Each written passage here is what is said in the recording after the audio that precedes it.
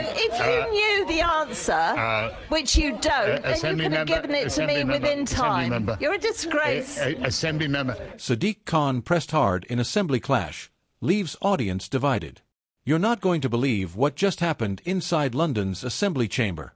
Sadiq Khan, the Mayor of London, walked into what should have been just another grilling by Assembly members, but this time, the heat turned all the way up.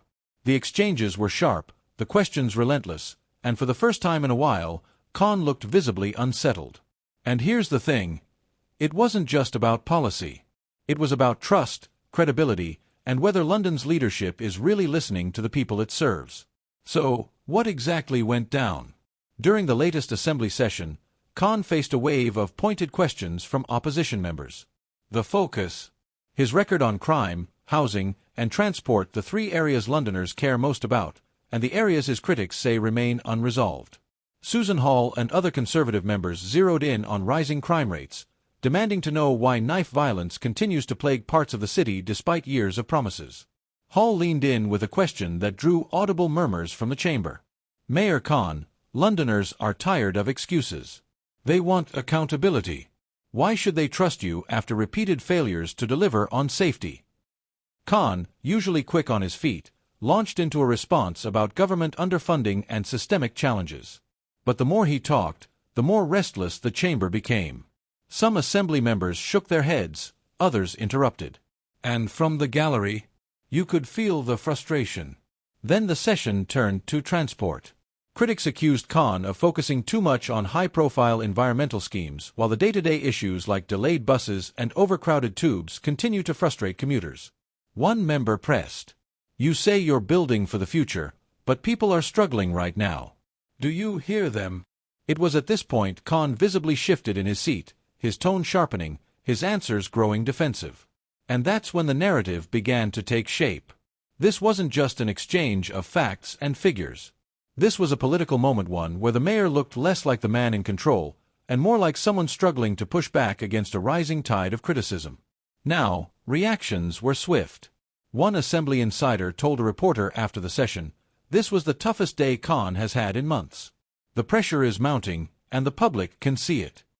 But Khan's supporters pushed back. A Labour member dismissed the clash as political theatre designed to create viral clips. They argued Khan has delivered progress on multiple fronts, pointing to fare freezes, new housing initiatives, and air quality improvements. Still, on social media, the footage spread like wildfire. One comment read, "Finally, someone is holding him to account. This is why Londoners don't feel safe anymore." Another countered, "Khan is fighting against Tory cuts every day. Hall is grandstanding without offering solutions." The divide couldn't be clearer, and that's exactly what makes this moment so important. Sadiq Khan has built a brand as a steady, polished mayor who can weather storms. He survived controversies before transport strikes, crime surges, even clashes with Number 10.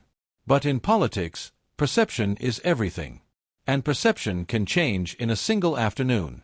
The image of Khan being pressed hard, looking uneasy, and struggling to land a confident answer, that's what opponents will seize on. Clips from this session will be replayed, reshared, and reframed as proof that he's losing his grip. And remember, we're in the middle of a mayoral campaign season. Every stumble, every hesitation, gets amplified 10 times over. Here's why this might be a turning point. Susan Hall has been struggling to cut through the noise. Polls show her trailing, and critics often accuse her of lacking a clear vision beyond attacking Khan. But this Assembly clash gave her something she desperately needed: a viral moment. A chance to show voters that Khan can be rattled, that his record can be torn apart in public view. And if Hall is smart, she'll double down. Expect to see campaign ads and speeches all centered on this very exchange. For Khan, the path forward is trickier. He can't ignore what happened. It was too public, too widely shared. Instead, he'll likely pivot hard, flooding the airwaves with reminders of his achievements, releasing new pledges, and framing the Assembly clash as politics as usual. The real question is, will voters buy it? Now, let's not forget the public mood. Londoners are frustrated. Cost of living pressures are squeezing families. Transport delays eat up hours of their lives. Rising crime leaves communities feeling unsafe. When people feel unheard, Even the smallest stumble by a leader can snowball into something bigger. That's why this moment resonates. It's not about a single bad answer or a testy exchange. It's about the feeling, the sense that those in power don't quite have it under control.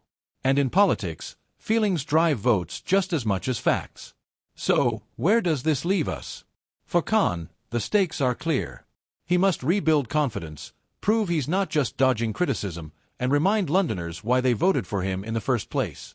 For Hall and the opposition, the task is simpler: keep the pressure on, keep the clips circulating, and frame Khan as out of touch. And for the voters, they'll decide whether this was just another row in City Hall, or the moment momentum truly shifted. Either way, one thing is certain. This clash won't be forgotten anytime soon. And the question now is, if this is how Khan performs under pressure today, what happens when the election pressure only grows hotter? Because make no mistake, London politics just got a whole lot more intense.